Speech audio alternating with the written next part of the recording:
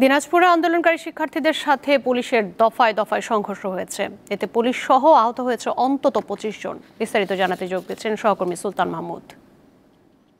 দিকে আন্দোলনকারী ছাত্ররা দিনাজপুর জেলা স্কুল থেকে একটি বিশাল বিক্ষোভ মিছিল বের করে শহরের লিলির মোড় হয়ে মডার্ন মোড় হয়ে কলেজ মোড়ে যাওয়ার পথেই বাসুনিয়াপট্টি আওয়ামী লীগের দলীয় যে কার্যালয় রয়েছিল সেখানে কিন্তু তারা প্রবেশ করে এবং এর পর্যায়ে আওয়ামী লীগের ছাত্রলীগ এবং আওয়ামী লীগের একটি কর্মসূচি চলছিল। সেখানে সেই কর্মসূচির উপরে আন্দোলনকারী শিক্ষার্থীরা কিন্তু সেখানে হামলা করার এক পর্যায়ে কিন্তু সেই সময়ে প্রায় ৭-৮টি মোটরসাইকেল ভাঙচুর সহ দলীয় কার্যালয়কে ভাঙচুর করে। শহরে প্রতিটি স্থানে কিন্তু একেবারেই রণক্ষেত্রে পরিণত হয়।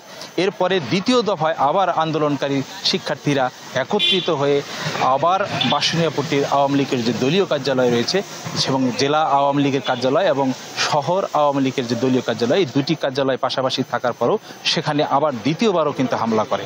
এক পর্যায়ে আবার পুলিশের সাথে আওয়ামী লীগ এবং আন্দোলনকারীদের ত্রিমুখী একটা সংঘর্ষের ঘটনা ঘটে। এরপরে পুলিশের যে ছত্রভঙ্গ করার জন্য টিয়ার সেল এবং শটগান থেকে রাবার বুলেট সহ বেশ কিছু কিন্তু আজকে এই বিক্ষোভকারীদের উপরে পুলিশ হামলা করেছে। শহরের মানুষ কিন্তু অনেকটাই আতঙ্কে দিনাতিপাত করছে। সুলতান মাহমুদ, দীপ্ত টেলিভিশন, দিনাজপুর।